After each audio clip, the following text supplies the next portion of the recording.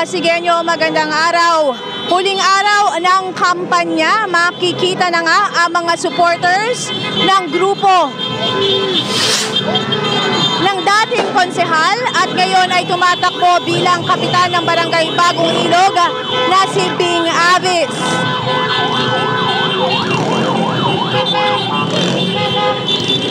Ang kanilang isinasagawa ngayon ay isang unity walk na iikot sa mga kalsada ng Bagong Ilog.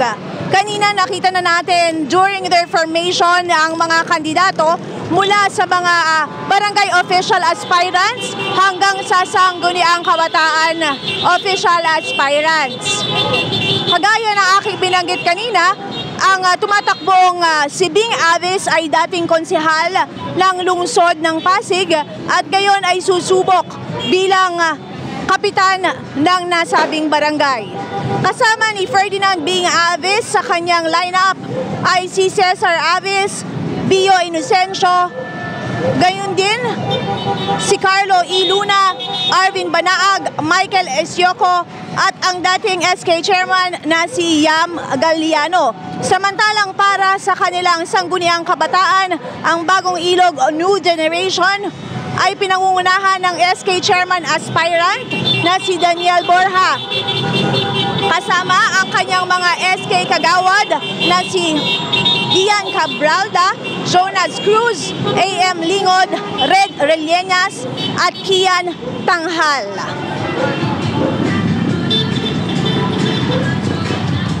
Kagaya ng aking binanggit kanina, ang unity walk na ito ay iikot sa mga kalsada ng Barangay Bagong Ilog.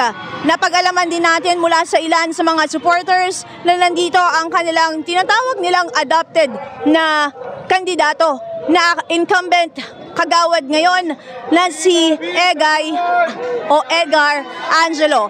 Ngayon makikita na natin ang grupo ng mga SK aspirants na pinangungunahan nga ni Daniel Borja. Hello! Hello, magandang hapon po. Okay naman po ito, napakasaya dahil napakarami pong supporters ng Team Avis at ng Bagong Ilog New Generation. Okay. Ano ba ang unang gagawin ng team ninyo, SK Chair? Unang-una magkakaroon tayo ng sariling SK office po para po sa ating barangay. Para po doon na po sila pupunta sa atin kung nais po nila humingi ng tulong at hindi na po nila kailangan naghilapan po tayo kung saan-saan. Huli na lang kasi lalakad tayo. Ano ang mensahe mo sa mga sumusuporta? Maraming salamat po sa lahat po ng mga sumusuporta simula day one. Maraming salamat po sa inyo, nakakataba po ng puso. Good luck sa iyo at sa mga kagawad mo. Thank you po, Ms. Lira.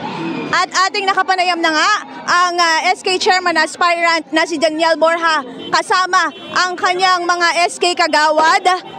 At sa una na nating panayam sa kanila ng itong mga nakalipas na araw, kanilang binanggit na nais nilang unahin, syempre, naturalmente, ang mga kabataan ng Barangay Bagong Ilog. At ngayon naman, nakikita na natin ang grupo na pinangungunahan, ni Kapitan Aspirant Bing Avis. Kaya hihingan natin siya syempre ng mensahe para sa mga naging taga-suporta. Kamusta po, Konsi Cap?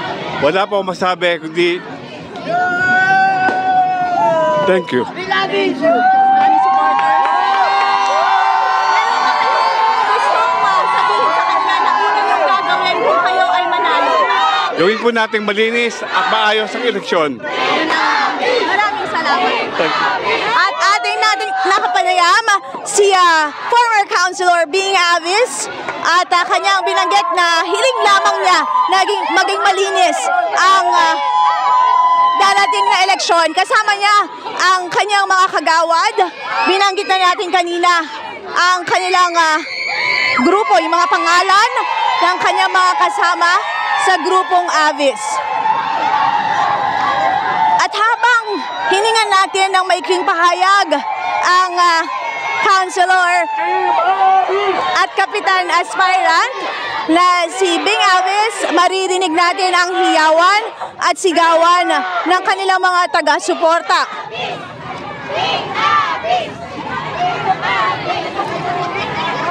Ulitin lamang natin sa huling araw ng kampanya ay hataw pa din ang mga kandidato sa kanilang paglapit o pagpapakilala sa mga botante sa kanilang mga lugar.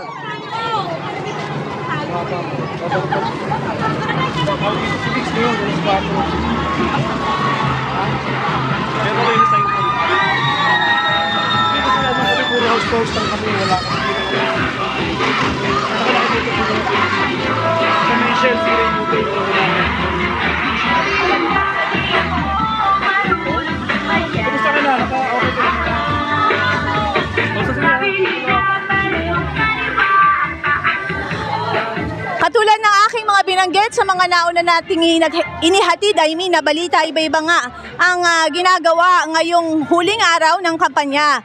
Ang iba ay nag-motorcade at ngayon na makikita naman natin ay isang unity walk. Dala ng mga taga-suporta ng grupo ng former councilor na si Bing Avis, ang mga pulang lobo, suot ang mga pulang t-shirt at iikot ito sa mga kalsada ng Bagong Ilog.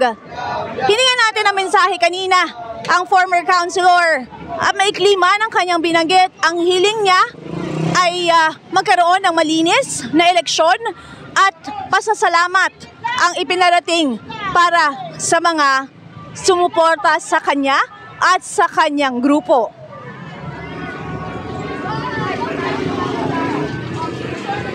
Samantalang nagpasalamat din ang SK Chairman aspirant na si Daniel Borja kasama ang kanyang mga SK Kagawad aspirants na naglalakad kanina. Mga bago pa mag-alas 3 ng hapon ay nagsimula na yung kanilang formation.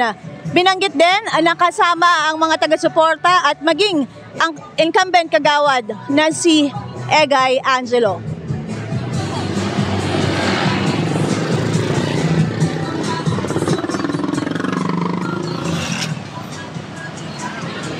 Sa darating na eleksyon sa October 30, ang hiling lamang ng mga kandidato at specifically ni Avis ay magkaroon ng malinis na eleksyon. Ang ating inihatid ay ang Unity Walk na iikot sa Bagong Ilog kasama ang mga kandidato sa grupo ni Bing Avis. At mula dito sa Barangay Bagong Ilog, ako si Luan Peñano para sa latest ng iNews Pasig.